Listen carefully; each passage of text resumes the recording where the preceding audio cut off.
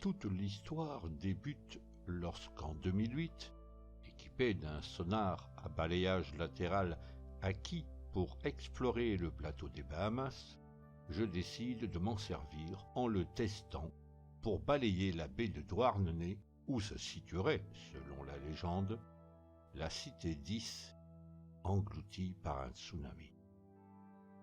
Is, Y-S ou Is, I-S, parfois appelé aussi Caire, Is, en breton Kéris, est une ville légendaire de Bretagne qui aurait été engloutie par l'océan. Une tradition bretonne récente a fait d'Is la capitale cornouaillèse du roi Gradelon, censée avoir été construite dans la baie de Douarnenez ou au large de celle-ci. Cette légende constitue l'un des récits bretons les plus populaires et les plus connus en France. La ville d'Is est au cœur d'un récit légendaire qui raconte les événements précédant la submersion de cette ville jusqu'à sa disparition. La ville est submergée car les vannes qui la protégeaient des flots ont été ouvertes. Si la localisation supposée d'Is a évolué, son placement en Basse-Bretagne, à l'extrémité occidentale de la Bretagne, est resté constante. Émilie Souvestre cite cette tradition bien connue selon laquelle la ville d'Is s'élevait dans ce qui est aujourd'hui la baie de Douarnenez. Il place la partie encore visible de ses ruines sur l'île Tristan.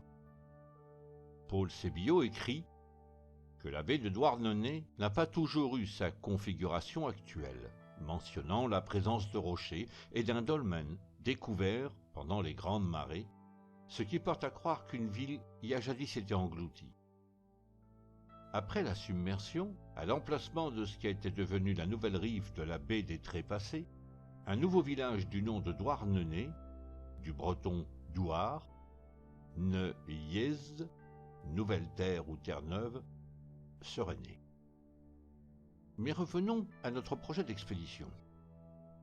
Alors que je suis à l'arrêt de tout voyage depuis décembre 2006 et que je travaille sur la mise en place de la mission Atlantis qui aura lieu, elle, en mai 2009, j'envisage de tester l'appareil dont Klein, le fabricant, me vante les mérites, afin d'apprendre à maîtriser l'engin avant de le tester plus sérieusement sur les hauts fonds des Bahamas, dans la zone précisée par les archéologues sous-marins de l'ARE, le centre de recherche de la fondation Edgar Cayce. Je décide qu'avant de nous rendre dans les eaux bahamiennes, nous allions d'abord lancer, du 19 au 23 mars 2009, une investigation sous-marine sur la baie de Douarnenez, afin de vérifier, grâce à la précision diabolique du Klein 3900, si nous ne pourrions pas identifier par hasard des images fractales, des images aux formes géométriques, ce qui nous permettrait d'identifier des vestiges de construction dans la baie.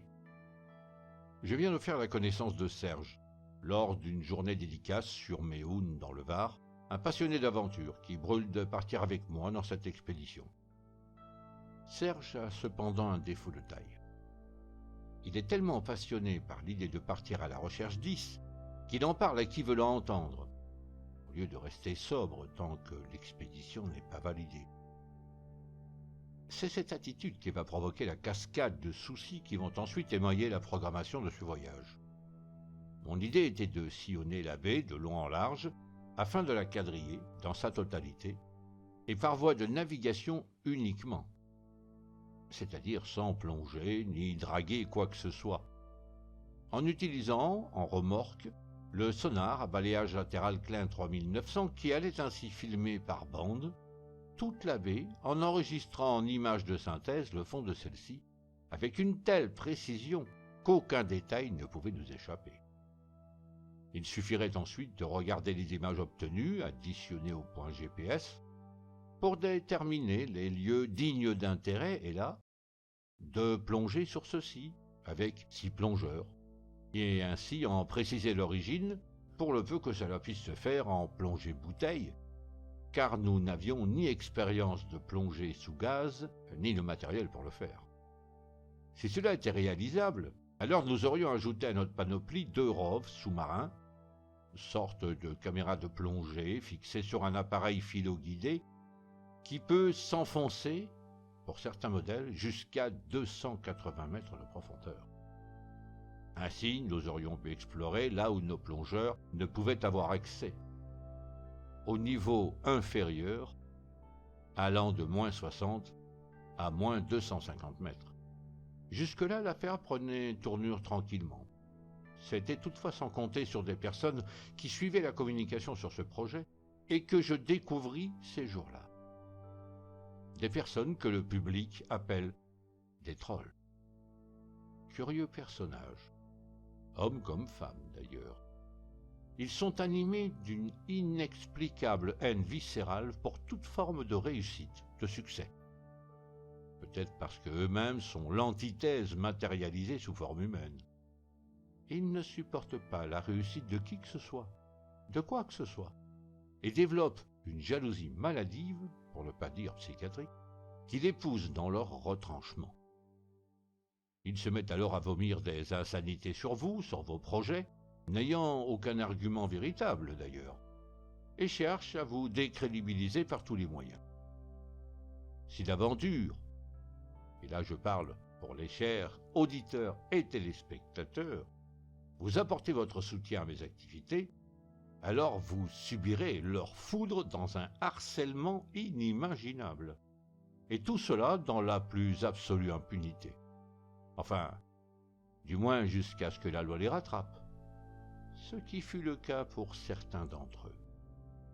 Alors que nous n'avions pas encore loué le bateau ni rassemblé le matériel et l'équipage, je fus contacté par la représentante du Drasme pour la côte atlantique. Quelqu'un, un ami qui vous veut du bien, évidemment, lui avait téléphoné pour l'informer que l'expédition comptait en fait draguer littéralement le fond de la baie afin de retrouver les vestiges de la cité. Je ne vous dis même pas l'énormité de cette alerte, plus que fumeuse, tellement que vous perdriez pied tant la connerie humaine est un gouffre sans fond. Faut-il qu'elle soit quand même un peu gourde, notre demoiselle du Drasme, pour donner un quelconque crédit à une annonce de ce genre, car pour récupérer ce qui se trouve dans la baie de Douarnenez, entre le bombardier B-25 et plusieurs épaves de navires, ce n'est pas le pont d'un bateau qu'il faudrait, mais carrément celui du porte-avions Charles de Gaulle, et encore, je ne suis pas sûr que ça suffirait. Après une explication des plus courtoises, cependant, qui remit ainsi l'église au milieu du village, elle me demanda de lui fournir le roadbook de l'expédition. Ce que je ne fis jamais, car, avec ces péripéties, le temps passant très vite, c'était maintenant l'heure de Mission Atlantis.